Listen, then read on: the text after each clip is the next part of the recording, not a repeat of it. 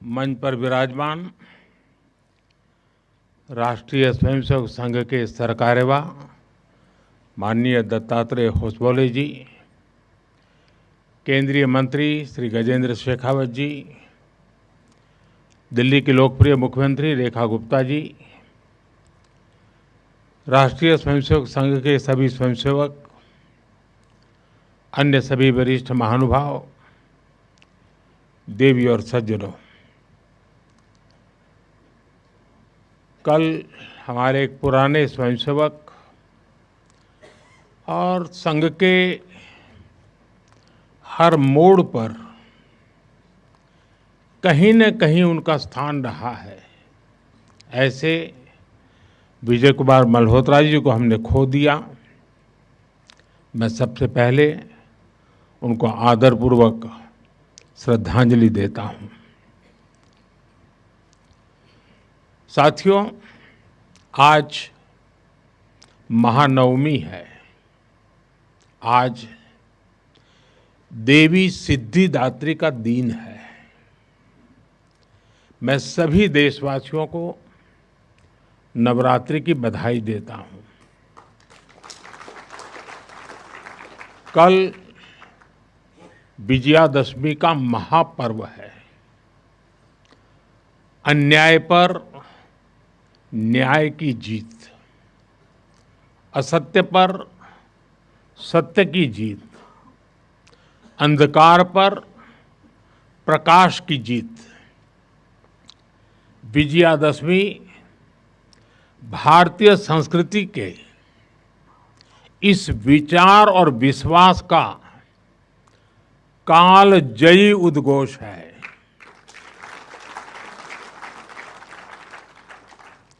ऐसे महान पर्व पर 100 वर्ष पूर्व राष्ट्रीय स्वयंसेवक संघ की स्थापना, ये कोई संयोग नहीं था। ये हजारों वर्षों से चली आ रही उस परंपरा का पुनरुत्थान था, जिसमें राष्ट्र चेतना समय समय पर उस युग की चुनौतियों का सामना करने के लिए नए नए अवतारों में प्रकट होती है। इस युग में संघ उसी अनादि राष्ट्र चेतना का पुण्य अवतार है।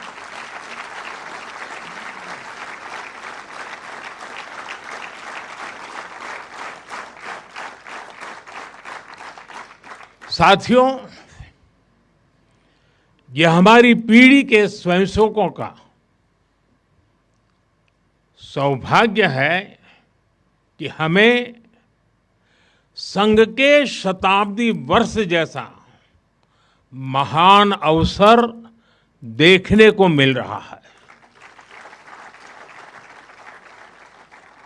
मैं आज इस अवसर पर राष्ट्र सेवा के संकल्प को समर्पित कोटि कोटि स्वयंसेवकों को शुभकामनाएं देता हूं, अभिनंदन करता हूं। मैं संघ के संस्थापक, हम सभी के आदर्श परम पूज्य डॉक्टर हेडगेवार जी के चरणों में श्रद्धांजलि अर्पित करता हूं। साथियों, संघ की 100 वर्ष की इस गौरवमयी यात्रा की स्मृति में आज भारत सरकार ने विशेष डाक टिकट और स्मृति सिक्के जारी किए हैं। 100 रुपये के सिक्के पर एक और राष्ट्रीय चिन्ह है और दूसरी ओर सिंह के साथ वरद मुद्रा में भारत माता की भव्य छवि और समर्पण भाव से उसे नमन करते स्वयंसेवक दिखाई देते हैं।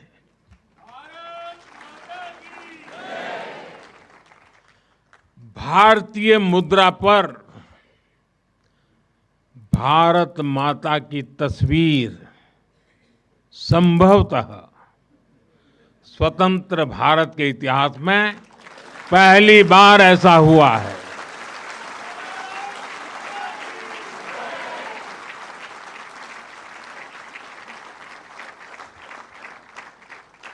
इस सिक्के के ऊपर संघ का बोध वाक्य भी अंकित है।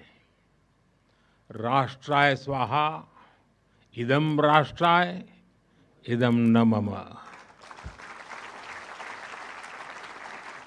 साथियों, आज जो विशेष स्मृति डाक टिकट जारी हुआ है उसकी भी अपनी एक महत्ता है। हम सभी जानते हैं 26 जनवरी को गणतंत्र दिवस की परेड की कितनी अहमियत होती है। 1963 में 1963 में आरएसएस के स्वयंसेवक भी 26 जनवरी की उस राष्ट्रीय परेड में शामिल हुए थे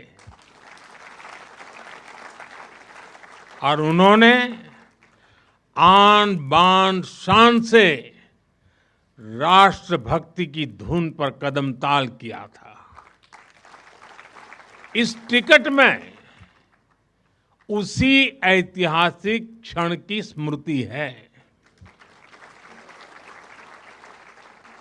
साथियों, संघ के स्वयंसेवक जो अनवरत रूप से देश की सेवा में जुटे हैं, समाज को सशक्त कर रहे हैं, इसकी भी झलक एक स्मारक डाक टिकट में है। मैं इन स्मृति सिक्कों और डाक टिकट के लिए देशवासियों को बहुत बहुत बधाई देता हूं। साथियों, जिस तरह विशाल नदियों के किनारे मानव सभ्यताएं पनपती हैं, उसी तरह संघ के किनारे भी और संघ की धारा में भी सैकड़ों जीवन पुष्पित पल्वित हुए हैं। जैसे एक नदी जिन रास्तों से बहती है, उन क्षेत्रों को, वहां की भूमि को, वहां के गांवों को सुजलाम सुफलाम बनाती हुई अपने जल से समृद्ध करती है, वैसे ही संघ ने इस देश के हर क्षेत्र, समाज के हर आयाम को स्पर्श किया है। यह अविरल तप का फल है, यह राष्ट्र प्रवाह प्रबल है। साथियों, जिस तरह एक नदी कई धाराओं में खुद को प्रकट करती है, हर धारा अलग अलग क्षेत्र को पोषित करती है, संघ की यात्रा भी ऐसी ही है। संघ के अलग अलग संगठन भी जीवन के हर पक्ष से जुड़कर राष्ट्र की सेवा करते हैं। शिक्षा हो, कृषि हो, समाज कल्याण हो, आदिवासी कल्याण हो, महिला सशक्तिकरण हो, कला और विज्ञान का क्षेत्र हो, हमारा श्रमिक भाई बहन हो, समाज जीवन के ऐसे कई क्षेत्रों में संघ निरंतर कार्य कर रहा है। और इस यात्रा की भी एक विशेषता रही है। संघ की एक धारा अनेक धारा तो बनी, मल्टीप्लाई तो होती गई, लेकिन उनमें कभी विरोधाभास पैदा नहीं हुआ, डिवीजन नहीं हुआ, क्योंकि हर धारा का, विविध क्षेत्र में काम करने वाले हर संगठन का उद्देश्य एक ही है, भाव एक ही है, राष्ट्र प्रथम, नेशन फर्स्ट। साथियों, अपने गठन के बाद से ही राष्ट्रीय स्वयंसेवक संघ विराट उद्देश्य लेकर चला और ये उद्देश्य रहा राष्ट्र निर्माण। इस उद्देश्य की पूर्ति के लिए संघ ने जो रास्ता चुना वो था व्यक्ति निर्माण से राष्ट्र निर्माण। और इस रास्ते पर सतत चलने के लिए जो कार्यपद्धति चुनी वो थी नित्य नियमित चलने वाली शाखा। साथियों, परम पूज्य डॉक्टर हेडगेवार जी जानते थे कि हमारा राष्ट्र तभी सशक्त होगा जब हर नागरिक के भीतर राष्ट्र के प्रति दायित्व का बोध जागृत होगा। हमारा राष्ट्र तभी ऊंचा उठेगा जब भारत का हर नागरिक राष्ट्र के लिए जीना सीखेगा। इसलिए वो व्यक्ति निर्माण में निरंतर जुटे रहे और उनका तरीका भी कुछ अलग ही था। परम पूज्य डॉक्टर हेडगेवार जी से हम बार बार सुना है, वो कहते थे जैसा है वैसा लेना है, जैसा चाहिए वैसा बनाना है। लोक संग्रह का डॉक्टर साहब का ये तरीका कुछ कुछ अगर समझना है तो हम कुम्हार को याद करते हैं।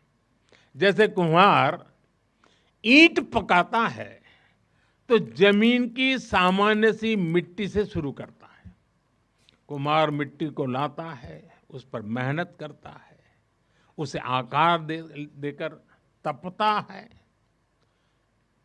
खुद भी तपता है, मिट्टी को भी तपाता है, फिर उन ईंटों को इकट्ठा करके उनसे भव्य इमारत बनाता है। ऐसे ही डॉक्टर साहब बिल्कुल सामान्य लोगों को चुनते थे, फिर उनको सिखाते थे, विजन देते थे, उनको गढ़ते थे। इस तरह वो देश के लिए समर्पित स्वयंसेवक तैयार करते थे।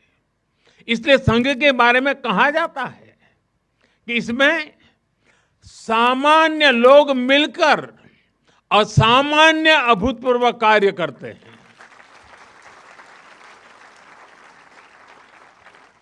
साथियों, व्यक्ति निर्माण की ये सुंदर प्रक्रिया हम आज भी संघ की शाखाओं में देखते हैं। संघ शाखा का मैदान एक ऐसी प्रेरणा भूमि है जहां से स्वयं सेवक की अहम से वयम की यात्रा शुरू होती है। संघ की शाखाएं व्यक्ति निर्माण की यज्ञ वेदी है। इन शाखाओं में व्यक्ति का शारीरिक, मानसिक और सामाजिक विकास होता है। स्वयंसेवकों के मन में राष्ट्र सेवा का भाव और साहस दिन प्रतिदिन पनपता रहता है। उनके लिए त्याग और समर्पण सहज हो जाता है। श्रेय के लिए प्रतिस्पर्धा की भावना समाप्त हो जाती है और उन्हें सामूहिक निर्णय और सामूहिक कार्य का संस्कार मिलता है।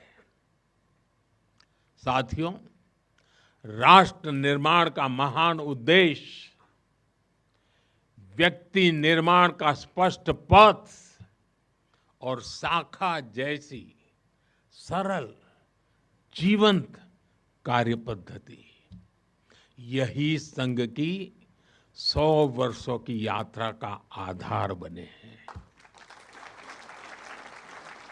इन्हीं स्तंभों पर खड़े होकर संघ ने लाखों स्वयंसेवकों को गढ़ा, जो विभिन्न क्षेत्रों में देश को अपना सर्वोत्तम दे रहे हैं, देश को आगे बढ़ाने के लिए निरंतर प्रयास कर रहे हैं। समर्पण से, सेवा से और राष्ट्र के उत्कर्ष की साधना से साथियों, संघ जब से अस्तित्व में आया, संघ के लिए देश की प्राथमिकता ही उसकी अपनी प्राथमिकता रही है। इसलिए जिस कालखंड में जो बड़ी चुनौती देश के सामने आई, संघ ने उस कालखंड के अंदर अपने आप को झोंक दिया, संघ उससे जूझता रहा। आजादी की लड़ाई के समय देखें तो परम पूज्य डॉक्टर हेडगेवार जी समेत अनेक कार्यकर्ता ने स्वतंत्रता आंदोलन में हिस्सा लिया। डॉक्टर साहब कई बार जेल तक गए। आजादी की लड़ाई की कितने ही स्वतंत्रता सेनानियों को संघ संरक्षण देता रहा, उनके साथ कंधे से कंधा मिलाकर काम करता रहा। 1942 में 1942 में जब चिमूर में अंग्रेजों के खिलाफ आंदोलन हुआ तो उसमें अनेक स्वयंसेवकों को अंग्रेजों के भीषण अत्याचार का सामना करना पड़ा। आजादी के बाद भी हैदराबाद में निजाम के अत्याचारों से के खिलाफ संघर्ष से लेकर गोवा के स्वतंत्रता आंदोलन और दादरा नगर हवेली की मुक्ति तक संघ ने कितने ही बलिदान दिए और भाव एक ही रहा, राष्ट्र प्रथम। लक्ष्य एक ही रहा, एक भारत श्रेष्ठ भारत। साथियों, राष्ट्र साधना की इस यात्रा में ऐसा नहीं है कि संघ पर हमले नहीं हुए, संघ के खिलाफ साजिशें नहीं हुई। हमने देखा है कैसे आजादी के बाद भी संघ को कुचलने का प्रयास हुआ, मुख्य धारा में आने देने का और उसे न आने से रोकने का अनगिनत षड्यंत्र हुए।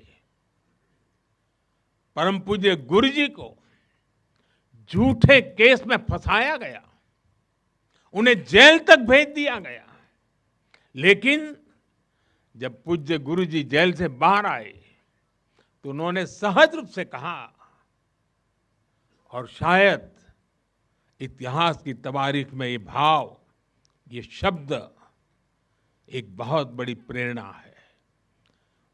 तब परम पूज्य गुरु जी ने बहुत सहजता से कहा था, कभी कभी जीभ दांतों के नीचे आकर दब जाती है, कुचल भी जाती है, लेकिन हम दांत नहीं तोड़ देते, क्योंकि दांत भी हमारे हैं और जीभ भी हमारी है। आप कल्पना कर सकते हैं, जिन्हें जेल में इतनी यातनाएं दी गई, जिन पर भांति भांति के अत्याचार हुए, उसके बाद भी परम पूज्य गुरु जी के मन में कोई रोष नहीं था, कोई दुर्भावना नहीं थी। यही परम पूज्य गुरु जी का ऋषि तुल्य व्यक्तित्व था। उनकी यही वैचारिक स्पष्टता संघ के प्रत्येक स्वयंसेवक के जीवन के मार्गदर्शक बनी। इसी ने समाज के प्रति एकात्मता और आत्मीयता के संस्कारों को सशक्त किया। और इसलिए चाहे संघ पर प्रतिबंध लगे, चाहे षड्यंत्र हुए, झूठे मुकदमे हुए, संघ के स्वयंसेवकों ने कभी कटुता को स्थान नहीं दिया,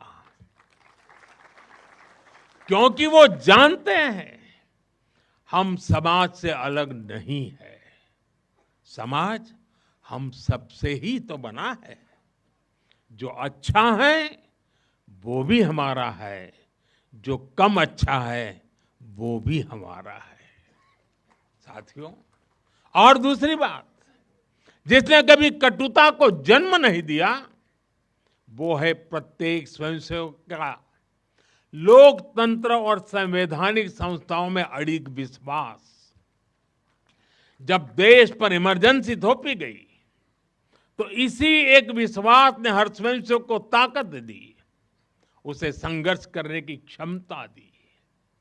इन्हीं दो मूल्यों समाज के साथ एकात्मता और संवैधानिक संस्थाओं के प्रति आस्था ने संघ के स्वयंसेवकों को हर संकट में स्थित प्रज्ञ बना के रखा, समाज के प्रति संवेदनशील बनाए रखा। इसलिए समाज के अनेक थपेड़े झेलते हुए भी संघ आज तक विराट वट वृक्ष की तरह अडिग खड़ा है। देश और समाज की सेवा में निरंतर कार्य कर रहा है। अभी यहां हमारे एक स्वयंसेवक ने इतनी सुंदर प्रस्तुति दी, शून्य से एक शतक बने, शून्य से एक शतक बने, अंक की मन भावना, भारती की जय विजय हो, ले हृदय में प्रेरणा, कर रहे हम साधना, मातृभू आराधना।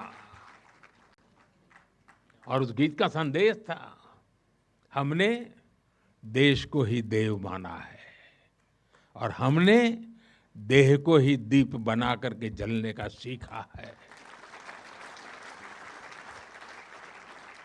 वाकई ये अद्भुत था।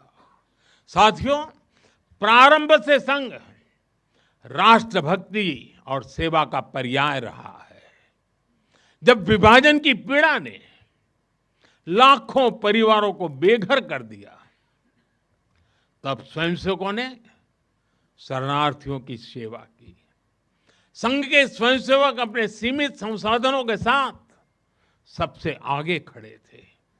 यह केवल राहत नहीं था, यह राष्ट्र की आत्मा को संबल देने का कार्य था। साथियों, 1956 में 1956 में गुजरात के कच्छ के अंजार में बहुत बड़ा भूकंप आया था।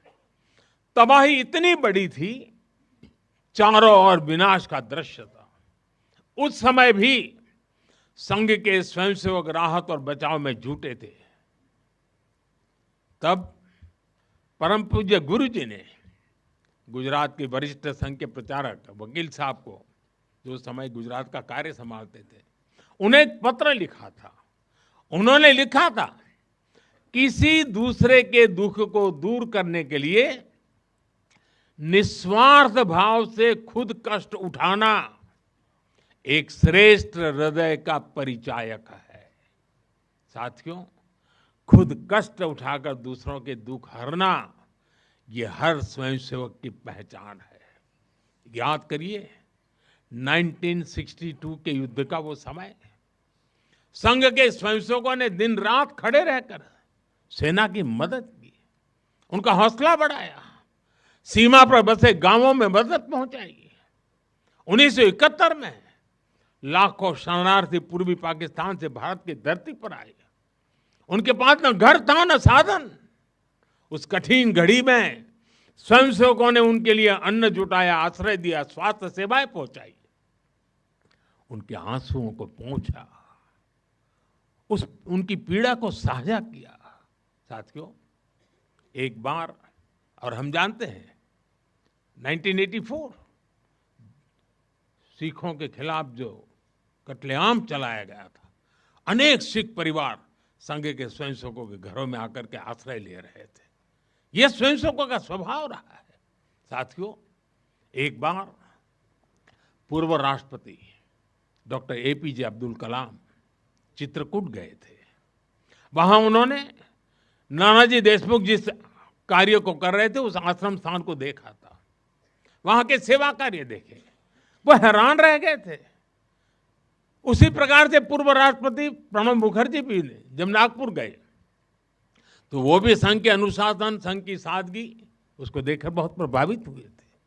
साथियों, आज भी आप देखें, पंजाब की बाढ़, हिमाचल उत्तराखंड की आपदा, केरल के वायनाड की त्रासदी, हर जगह स्वयंसेवक सबसे पहले पहुंचने वालों में से एक रहते हैं।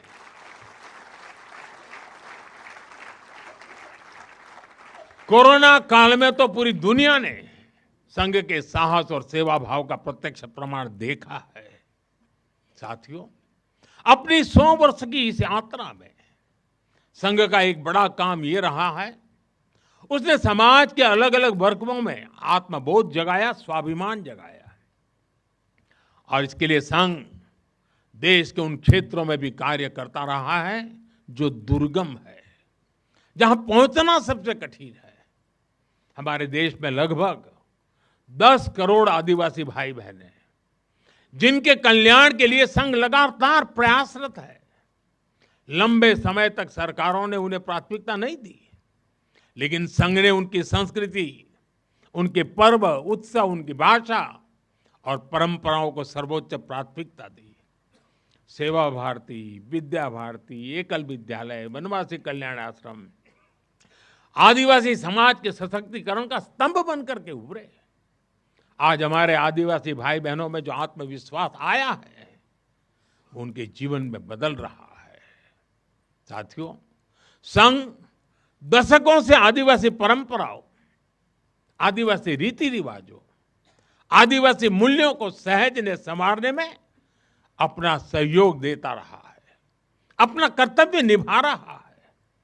उसकी तपस्या ने भारत की सांस्कृतिक पहचान सुरक्षित रखने में बड़ी भूमिका निभाई है। मैं देश के दूर सुदूर कोने कोने में आदिवासियों का जीवन आसान बनाने में लगे संघ के लाखों स्वयंसेवकों की भी सराहना करूंगा। साथियों, समाज में सदियों से गढ़ कर चुकी जो बीमारियां हैं, जो ऊंच नीच की भावना है, जो कुप्रथाएं हैं, छुआछूत जैसी गंदगी भरी पड़ी है, ये हिंदू समाज की बहुत बड़ी चुनौती रही है। एक ऐसी गंभीर चिंता है जिस पर संघ लगातार काम करता रहा है। एक बार महात्मा गांधी जी वर्धा में संघ के शिविर में गए थे। उन्होंने भी संघ में समता, ममता, समरसता, समभाव, मम भाव, ये जो कुछ भी देखा उसकी खुलकर तारीफ की थी। और आप देखिए, डॉक्टर साहब से लेकर आज तक संघ की हर महान विभूति ने, हर सरसंघ चालक ने भेदभाव और छुआछूत के खिलाफ लड़ाई लड़ी है। परम पूज्य गुरु जी ने निरंतर न हिंदू पतितो भवेत की भावना को आगे बढ़ाया। यानी हर हिंदू एक ही परिवार है, कोई भी हिंदू कभी पतित या नीचा नहीं हो सकता। पूज्य बाला साहब देवव्रत जी के शब्द भी हम सबको याद है। वो कहते थे, छुआछूत अगर पाप नहीं, छुआछूत अगर पाप नहीं तो दुनिया में कोई पाप नहीं है।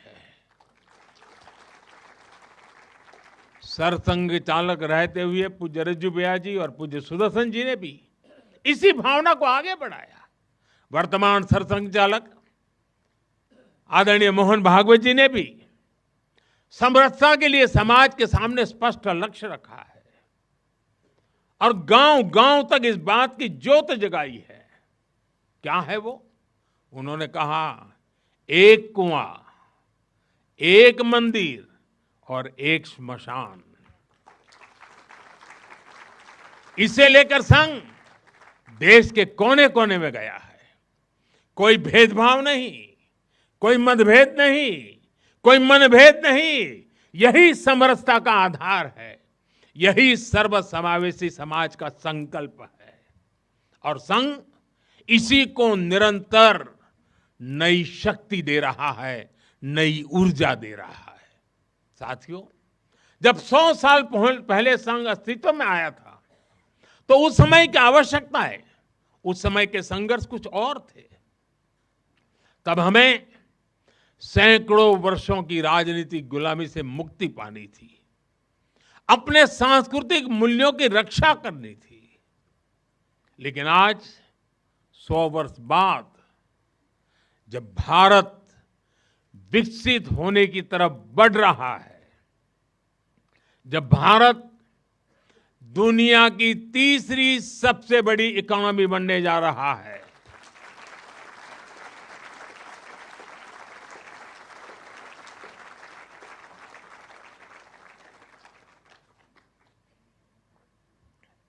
जब देश और देश का बहुत बड़ा गरीब वर्ग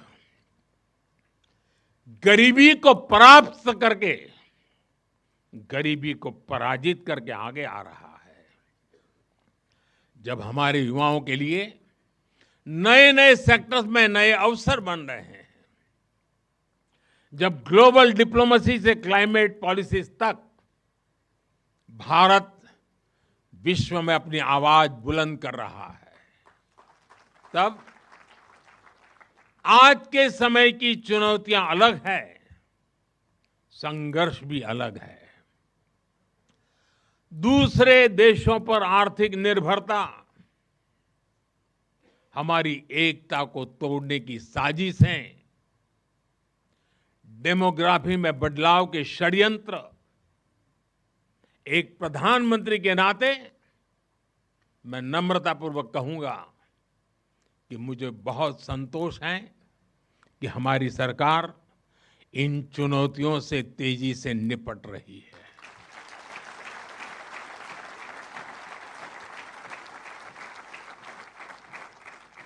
वहीं एक स्वयंसेवक के नाते मुझे ये भी खुशी है कि राष्ट्रीय स्वयंसेवक संघ ने न केवल इन चुनौतियों को पहचान की है, बल्कि इन चुनौतियों से निपटने के लिए ठोस रोड मैप भी बनाया है।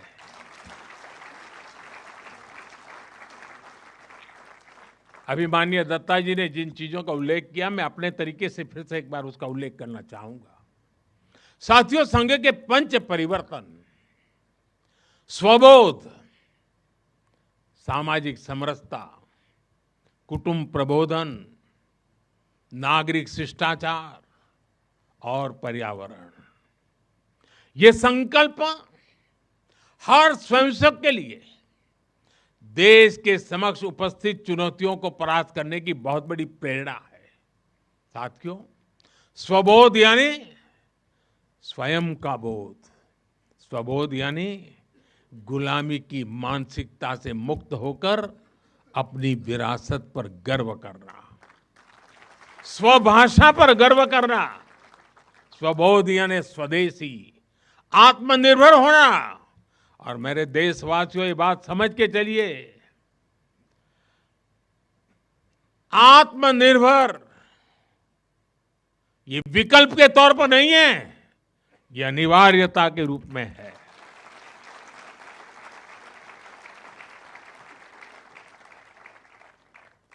हमें स्वदेशी के अपने मूल मंत्र को समाज का संकल्प बनाना है। हमें वोकल फॉर लोकल के अभियान को उसकी सफलता के लिए वोकल फॉर लोकल ये हमारा निरंतर एक नई ऊर्जा प्रदान करने वाला घोषवाक्य होना चाहिए, प्रयास होना चाहिए। साथियों, संघ ने सामाजिक समरसता को हमेशा अपनी प्राथमिकता बनाए रखा है। सामाजिक समरसता यानी वंचित को वरीयता देकर सामाजिक न्याय की स्थापना करना, देश की एकता को बढ़ाना। आज राष्ट्र के सामने ऐसे संकट खड़े हो रहे हैं जो हमारी एकता, हमारी संस्कृति और हमारी सुरक्षा पर सीधा प्रहार कर रहे हैं। अलगाववादी सोच, क्षेत्रवाद, कभी जाति, कभी भाषा को लेकर विवाद, कभी बाहरी शक्तियों द्वारा भड़काई गई विभाजनकारी प्रवृत्तियां, ये सब अनगिनत चुनौतियां हमारे सामने खड़ी है। भारत की आत्मा हमेशा विविधता में एकता ही रही है। अगर इस सूत्र को तोड़ा गया तो भारत की शक्ति भी कमजोर होगी, और इसलिए हमें इस सूत्र को निरंतर जीना है, उसे मजबूती देनी है। साथियों, सामाजिक समरसता को आज डेमोग्राफी में बदलाव के षड्यंत्र से, घुसपैठियों से भी बड़ी चुनौती मिल रही है।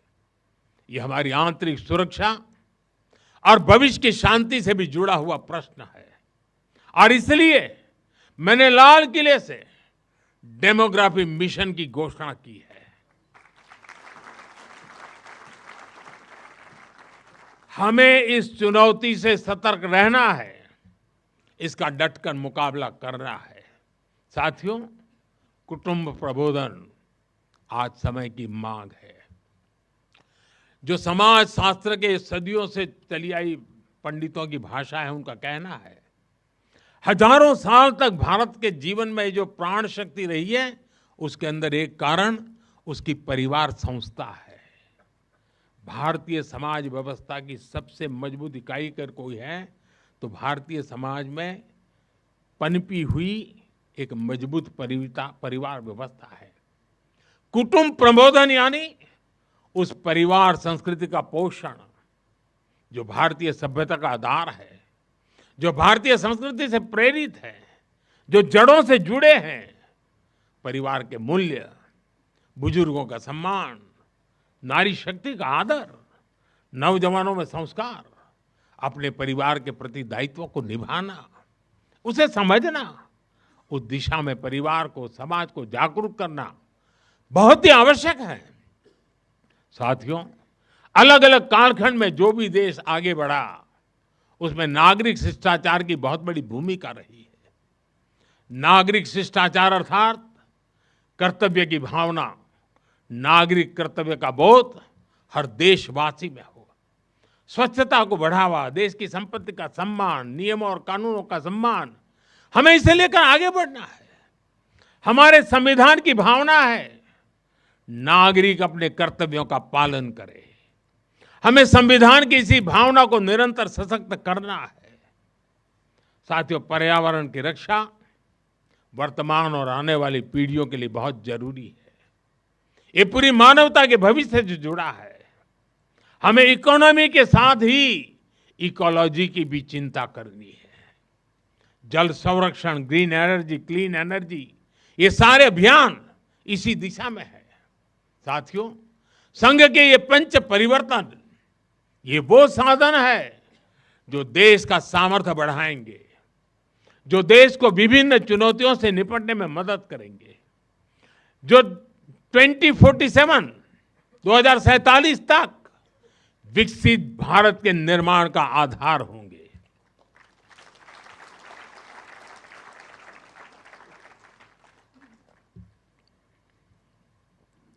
साथियों, 2047 का भारत तत्वज्ञान और विज्ञान, सेवा और समरसता से घड़ा हुआ वैभवशाली भारत हो। यही संघ की दृष्टि है, यही हम सब स्वयंसेवकों की साधना है और यही हमारा संकल्प है।